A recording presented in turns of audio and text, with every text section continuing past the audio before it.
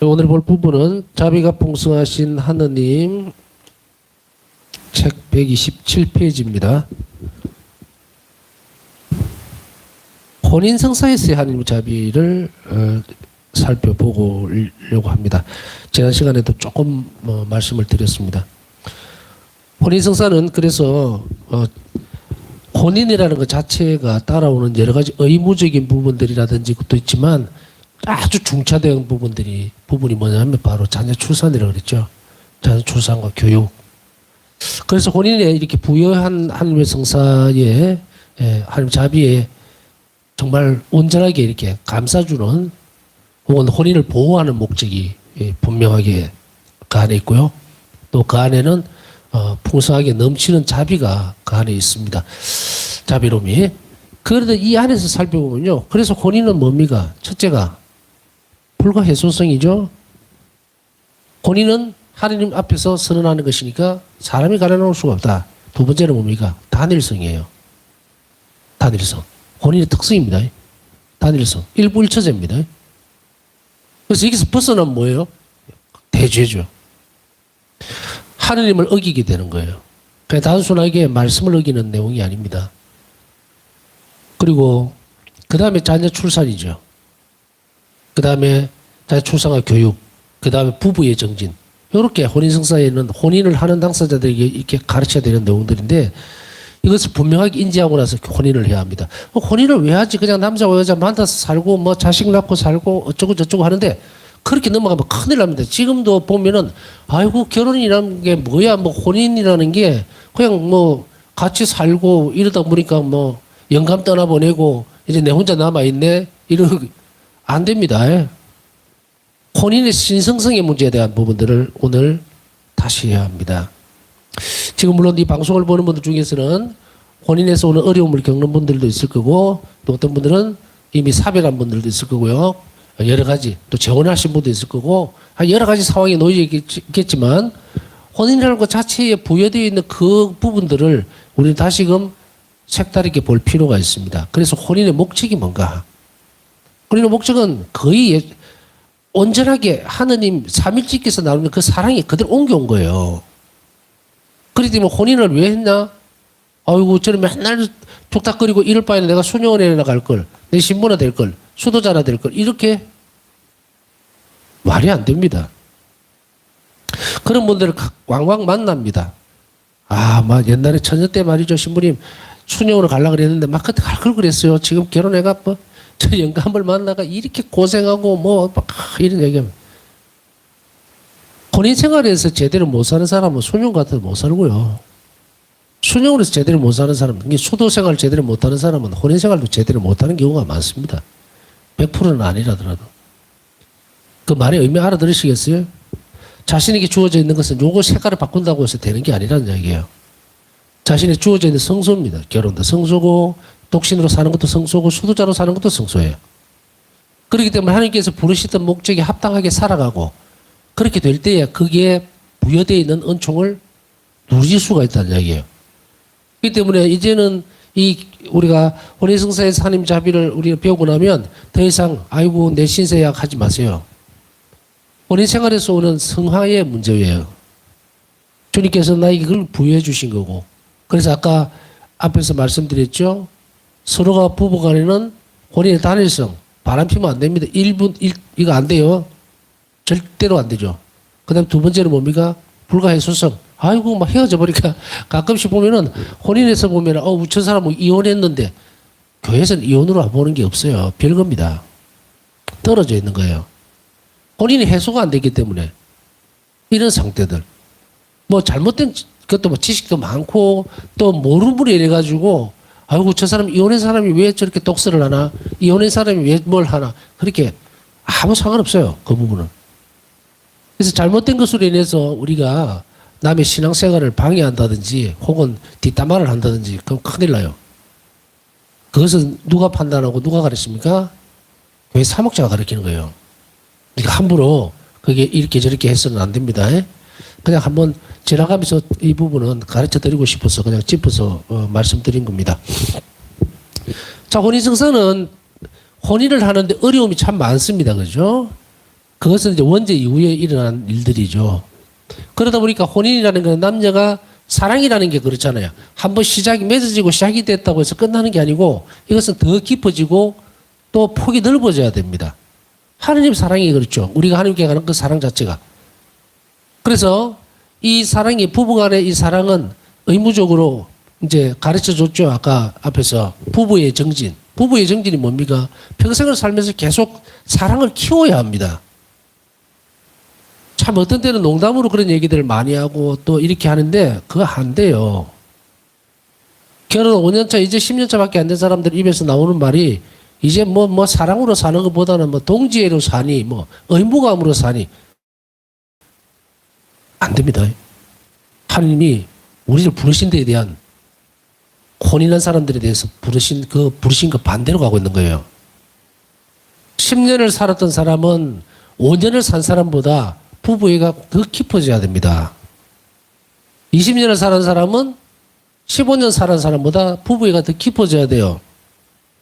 그냥 혼인 때의 서약이라든지 혹은 뭐 아주 그냥 연애할 때의 그런 사랑의 감정 그걸 계속 지금까지 갖고 가다가 그냥 식었으니까 그게 멈춰서 있는 상태에서 혼인 생활이 지속되고 있다면 혼인 생활에 부과되어 있는 부분들 하나님 축복이 그 가정에 내려오지를 않죠. 그러니 맨날 싸움하고 툭닥거리고 뭐 술 먹고 막 난장. 근데 여기에 이제 또 한 부분은 어떤 부분이 있느냐면요. 제가 지금 중심적으로 말씀드리는 것은 혼인 성사위에서 맺어진 부부에 대한 이야기를 하고 있습니다. 외짝 교우들에 대한 부분들은 또 다른 쪽에서 접근을 해야 됩니다. 짝 교우들 이쪽을요. 그래서 그 짝교우들에게 있어서는 이 부분들을 달리 이야기를 하지만 지금 하고 있는 내용은 뭐냐면 혼인, 둘이가 신자가 혼인 성사로 맺어진 사람들을 지금 대상으로 해서 말씀드리기 때문에 그 이외에 짝교우 나는 우리 남편은 뭐 성당에도 안 나오고 내 혼자 성당에 나오는데 맨날 성당 간다고 그래서 이래서 샀는데 그 말이 좀 안 맞을 때가 있죠. 그러나 안 맞을 때는 있지만 의무가 없어지는 것은 아닙니다. 예를 들어서 부부의 정진. 신자 아닌 배우자는 저 사람은 내를 어떻게 막 정말로 홀대를 하고 부부인데 또 그런 거 있죠. 그런 상황인데 왜 내만 사랑해 줘야 되냐 이렇게 할 수도 있겠죠. 그런데 관면은배를 주다 보면은 거기에 서약하는 그게 있어요. 내용이. 거기에 보면은 거기에서 서약되어 있는 내용은 어떤 내용들이 적혀 있느냐면요. 신자들을 보호하기 위한 거예요. 이 비신자인 사람에게는 해당이 안 돼요. 그래서 신자인 배우자는 어떤 걸 해야 된다고 쭉 기억들 나시나 모르겠어. 이게 있어요.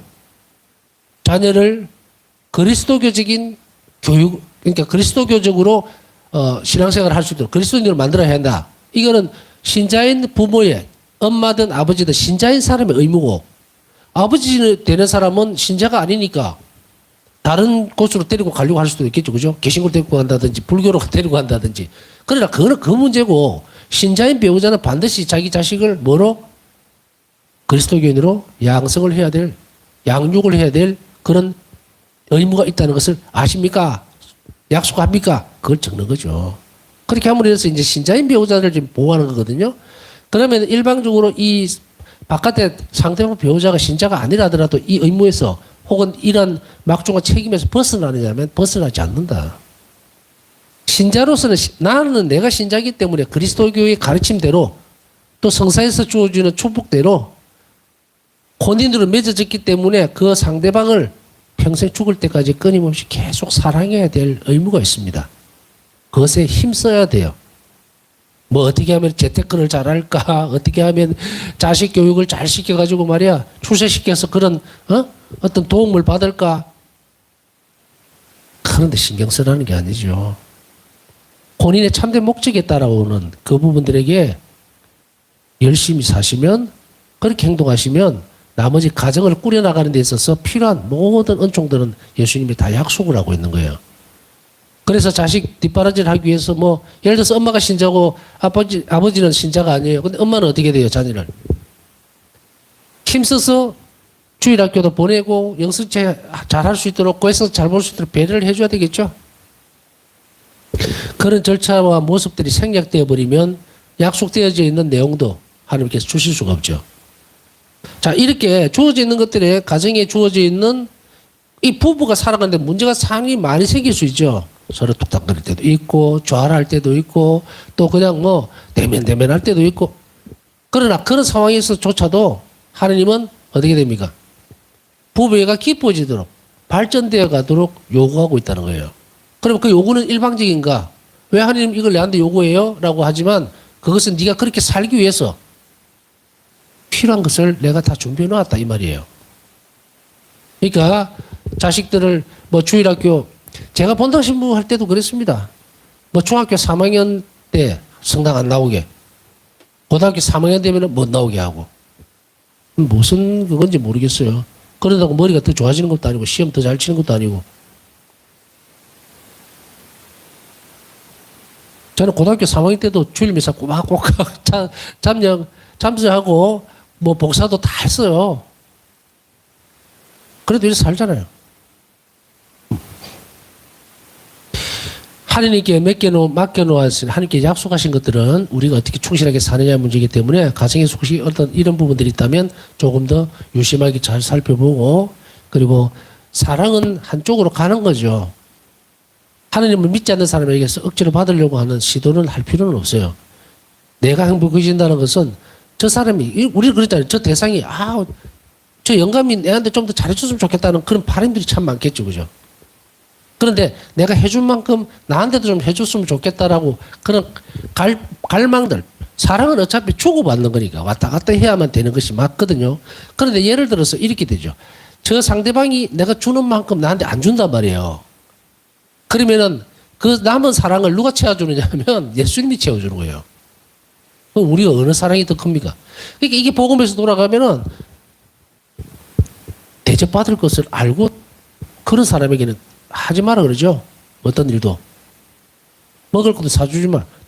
왜냐면 그 사람에게 한턱 내고 나면 그 사람 또 나를 또 사줘야 되니까. 그러니까 되돌려 받지 못할 사람들을 찾아가라는 거예요. 그랬을 때 보면은 이 부분이 묘하게 맞아떨어지죠.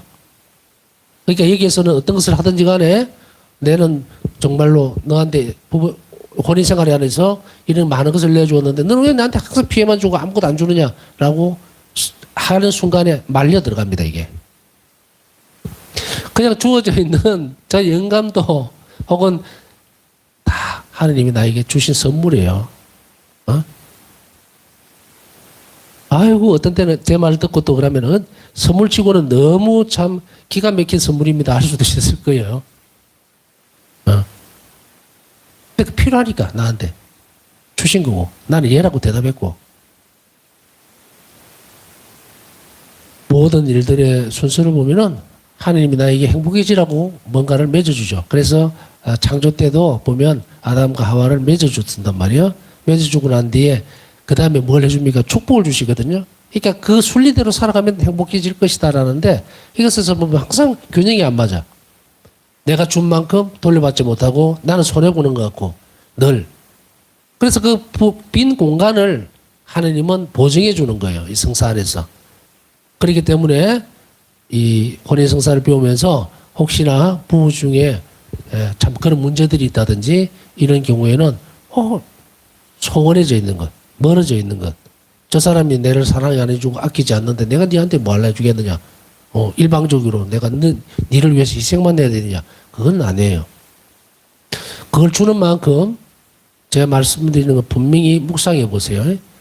분명한 사실은 내가 그냥 주었을 때 그 상대방에게서 돌아오는 것이 아니라 예수님이 나에게 주시는 거예요. 이걸 바라야 됩니다. 그래야 행복해질 수가 있어요. 사람은 발랑발랑하거든요. 아무리 쏟아부어줘도 아주 모른 척하고 냉랭할 수 있어요. 그러나 그것에 출렁거리지 않는 게 뭡니까? 하나님이에요. 이런 것들을, 이 기쁨들을 또 이러한 노력들을 부부들에게 약속해 놓고 있습니다.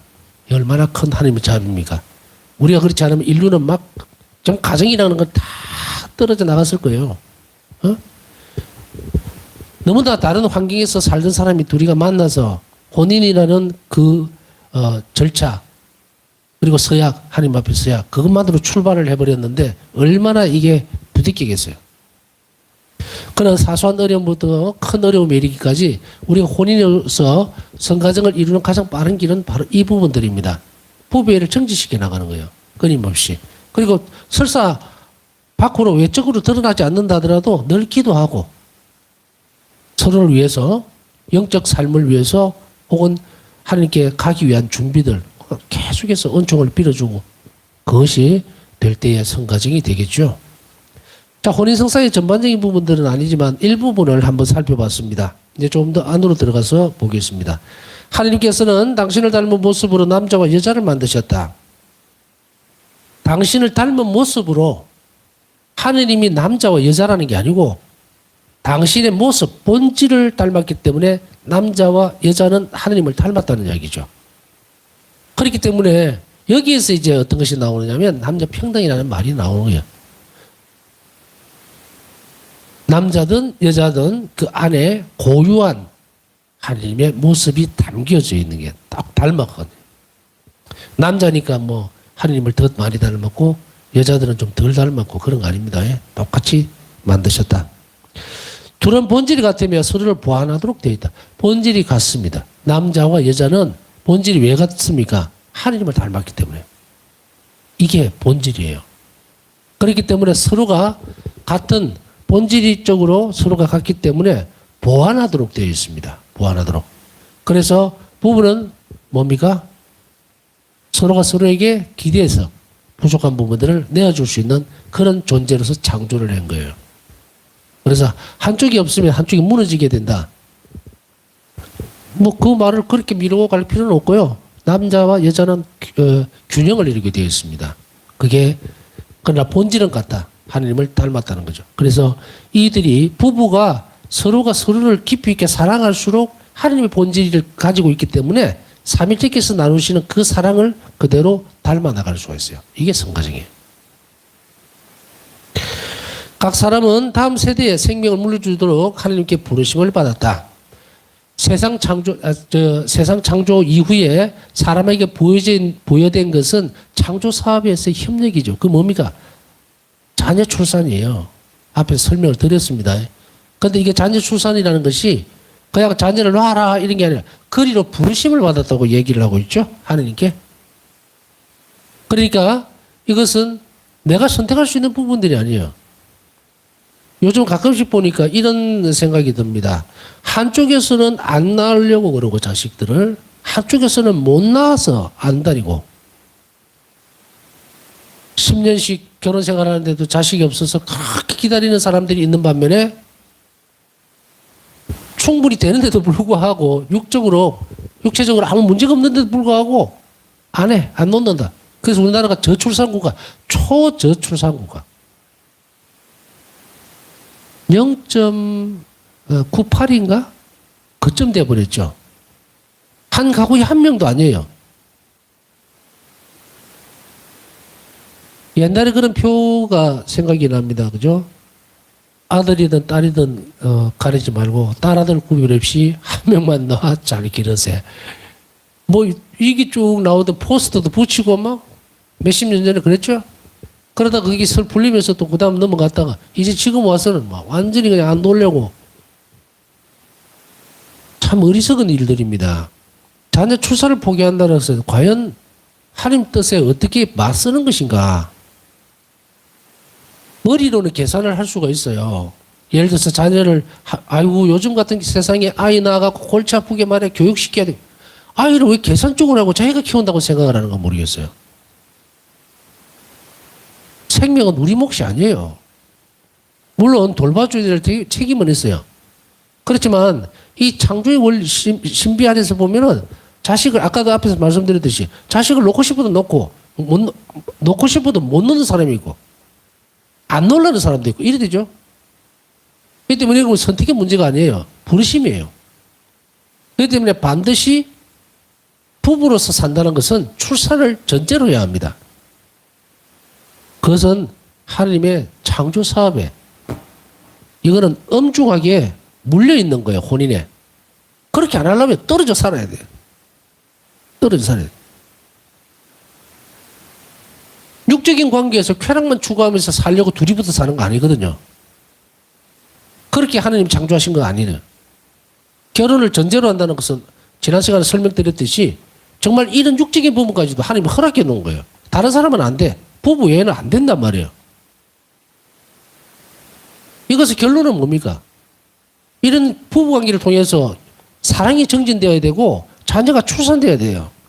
하나님 창조사의 부르심이죠. 부르심.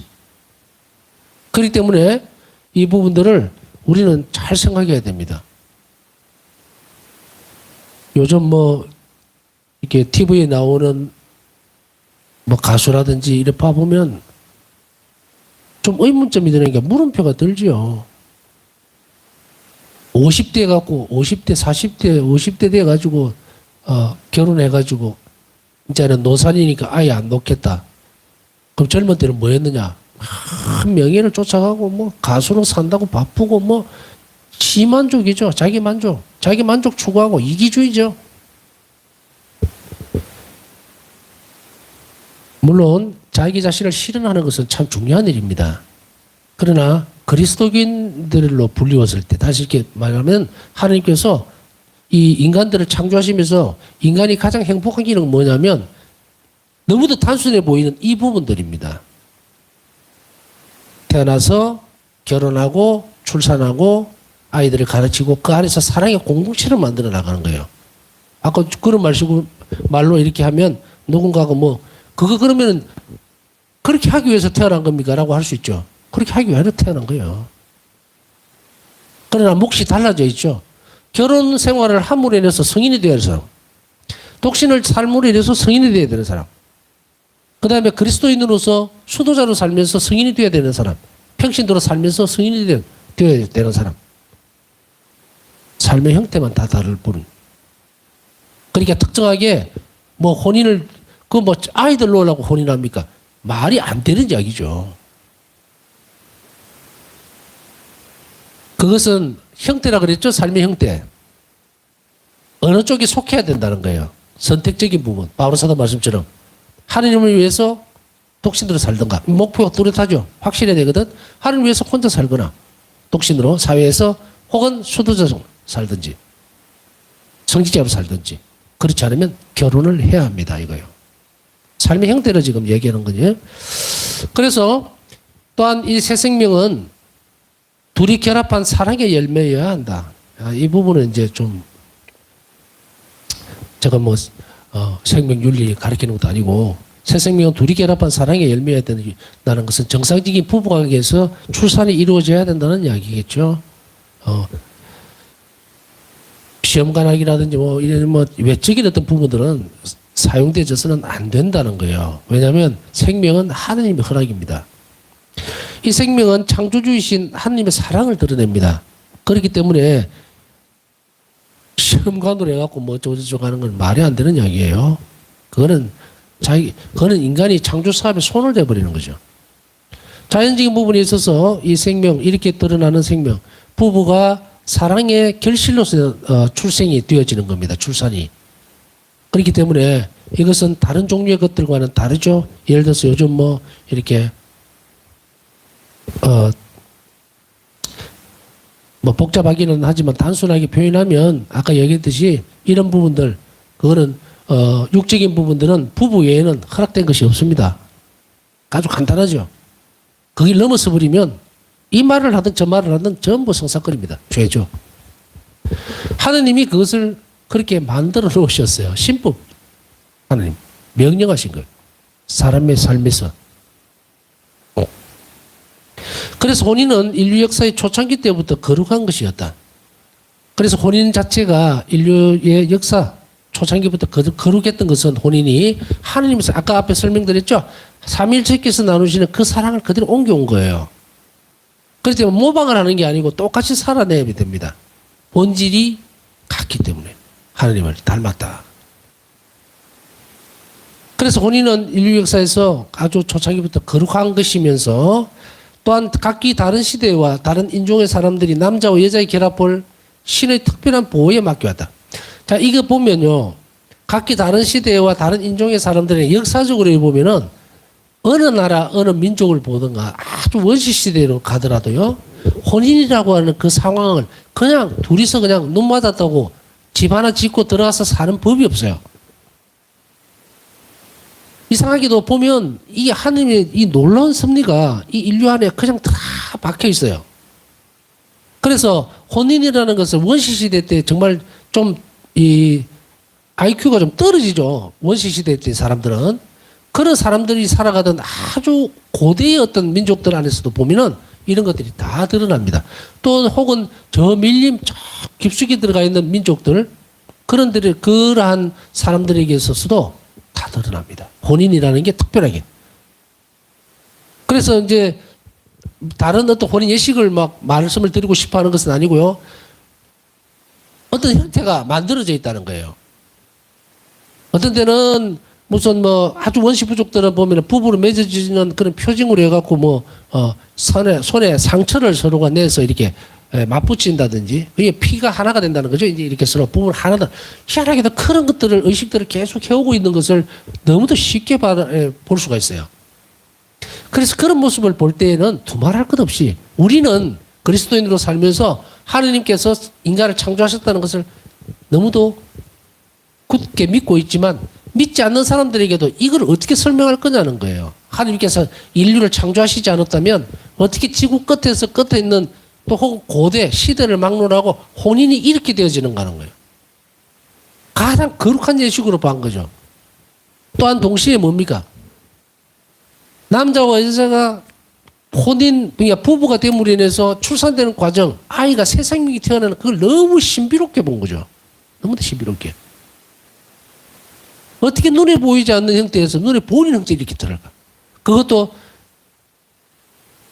모성적인 사랑을 가득 받고 어머니 뱃속에서 10달이라는 그 긴 시간을 동물들은 그렇게 10달씩 안 베고 있는 걸로 알고 있거든요. 근데 그 긴 기간 동안을 그러고 난 뒤에 이 세상에 탄생하는 생명의 신비를 보고 이거 누가 가르친 겁니까?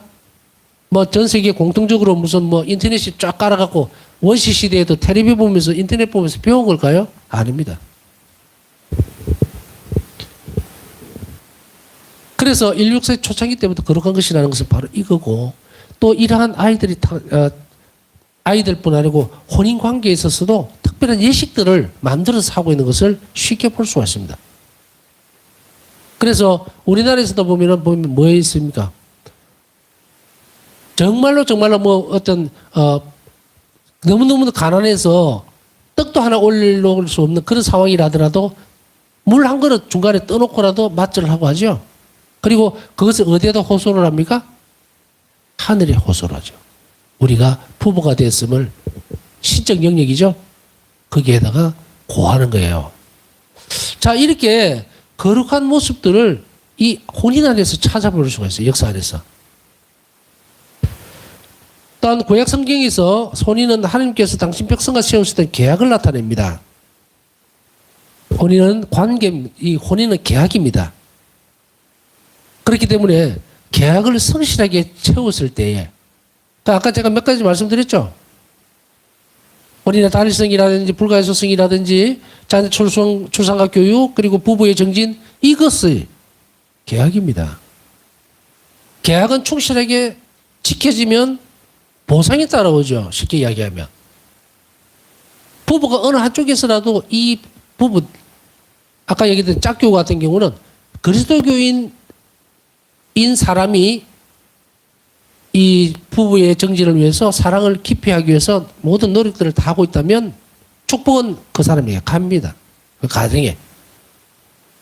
그렇기 때문에 둘이가 다 똑같이 가면 얼마나 좋겠어요. 이걸 성가적이라고 하는데 그러나 한쪽이 배우자가 신자가 아니어서 혼자서 이것을 감내한다 하더라도 그렇다 하더라도 그게 성사생활 안에서는 어떻게 됩니까? 관면혼배를 받았잖아요. 그렇기 때문에 일정한 이런 축복들이 그곳에 주어집니다. 그래서 이런 계약의 관계, 계약이라는 것은 지켜질 때에 효과가 드러나고 또 잘 지킬 때에 그게 계약의 내용에 따른 보상이 따라오죠. 그렇기 때문에 우리는 구약 성경에서도 바로 이런 부분들 당신 백성과 맺으셨던 하느님과의 관계 그 뭡니까? 십계명이죠. 그래서 십계명을 잘 지키고 나를 섬기면 천대 만대 이렇게까지 복을 받을 것이고 그렇지 못하면 벌을 받는 거죠. 그래서 울퉁불퉁합니다. 구약 성경 전체를 보면 그러나 하나님께서 무슨 천벌을 내리려고 하신 것은 아니에요. 이 계약이 깨졌기 때문에 벌의 형태로 내려오면 벌의 형태로 내려오는데 소위 얘기하면 복을 거두어들이면 벌이 돼버리죠. 그렇게 된 거예요. 그러나 그 다음 세대에서 다시금 제단을 세우고 하나님을 섬기기 시작하면 그 막혀있던 복을 다시금 또 다시 돌려주죠. 이 계약입니다. 부부도 바로 이런 부분들에 속해 있습니다. 신약 성경에서는 그리스도와 교회 사이의 결속이 혼인의 비유가 됩니다. 그래서 교회는 바로 예수 그리스도를 닮아서 신부로서 할 수 있는 모든 신랑이 오시기를 기다리는 교회의 모습들, 또한 계약 안에 하나님의 말을 충실하게 따라가는 그런 신부의 모습으로서 교회가 존재하게 됩니다. 그래서 그리스도와 교회 사이의 결속일 혼인의 비유를 하게 되죠. 자, 오늘 여기까지 살펴봤습니다. 교회가 집전하고 있는 혼인성사. 이 안에는 사실은 뒤에서도 좀 더 배우겠지만 어마어마한 은총이 숨어 있어요. 그것을 모르기 때문에 혼인성사에서 오는, 혼인에서 오는 엄청난 어려움들을 우리가 겪고 있습니다. 그러나 그것은 회복될 수 있고 다시금 행복한 결혼 생활로 돌아갈 수 있는 것은 누군가가 뭔가를 이렇게 지시를 하고 사회적으로 도움을 주고 그것도 필요하긴 하겠지만 그건 1% 정도밖에 안 돼요. 99%는 어디에 달려있다? 하나님께 맡겨져 있는 거예요. 하나님께서 부르시고 요구하는 것을 충실하게 이길 때 이 혼인 생활의 지속성과 완전성은 하나님 안에서 열매를 맺게 되어 있습니다. 남은 시간 묵상하면서 혼인관계에서 오는 많은 어려움도 있는 사람들을 기억하고 또 그들이 그 안에서 주어진 약속들을 회복할 수 있도록 이미 남은 시간 동안 기억하면서 기도하도록 합시다.